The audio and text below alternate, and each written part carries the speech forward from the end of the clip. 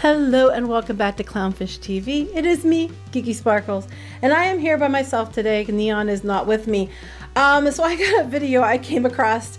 I saw this article and I thought it was very funny because Dean Cain can get in trouble with people. Certain people on Twitter do not like Dean Cain because, you know, Dean Cain tends to lean, you know, Republican and, you know, Christian. He's a Christian, I think. And I don't think that he's well liked among certain people on Twitter. And now I think he just made it worse, but it's funny. So he was doing an interview with the Babylon Bee, and he was talking about his Superman and what Superman would do to take on other superheroes. And it says he even said Superman would punch Captain Marvel, and he does, and it's funny. I thought you guys would get a kick out of it. So we're going to talk about this. Before we get into it any further, please like and subscribe, and we'll continue. If you do, you'll get a woohoo. Woohoo! Yeah, so Dean Cain, he was on Lois and Clark, The New Adventures of Superman back in the 90s. It was a long time ago. I used to watch it. He was doing an interview on the Babylon Bee, and they were talking about Superman facing off against different superheroes for DC and Marvel. And here's some of the things that he said, which is really funny. He said Superman having to face off with Batman and other DCs. He referenced the 2016 movie Batman vs. Superman: Dawn of Justice. He humorously proposed that Superman could catch Batman off guard by invoking the name Martha, which both of their mothers share.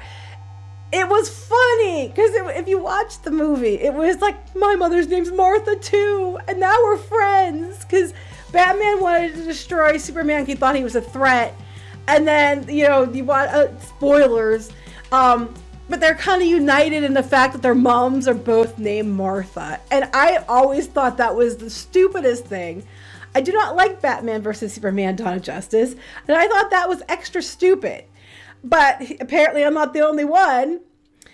He said his take on Wonder Woman took a playful jab. As the widely criticized film Wonder Woman 1984, he speculated that since Superman would not hit a woman, he could always kidnap her and force her to watch the movie, poking fun at its critical reception. People also point out that Wonder Woman 1984 basically has Chris Pine return as his like spirit is occupying somebody else's body, which then sleeps with Wonder Woman. Because, you know, that would be like non-consensual using somebody else's body, but it's okay when she does it. So that was, you know, what people were talking about with that one. He's talking about a memorable moment from the classic film Superman 2. He claimed that beating Lex Luthor, Superman's arch nemesis, could be achieved through a simple kiss that would surely make Luthor forget his villainous intentions. And turning the monstrous force of Doomsday, he pictured Superman grabbing and launching him into the boundless expanse of outer space to leave him drift aimlessly, which is kind of boring. But some of his other comments are funnier. He said Thor found himself in a comically absurd scenario, and he said he would attempt an unconventional tactic by engaging Thor, who is the god of thunder, in a discussion of Christianity, which would lead to Thor escaping the scene. He also suggested that a good shake could turn Iron Man into a Slurpee. That actually makes sense. If Iron Man's in the suit and you shook him really hard, it would liquefy him inside, and that's really gross. My next comment is, how long did he sit there and think of this? Like, did they tell him up front they were going to ask him this, so he had lots of time to plan what he'd do to different characters to off them or harm them? Because I can't think that you just sit there and be like, oh yeah, and I'd shake Iron Man and turn him into a Slurpee. Or I'd kiss Lex Luthor, and then he'd question his, he'd realize that, his love for me was more important than villainy. But this is one everybody's going to like.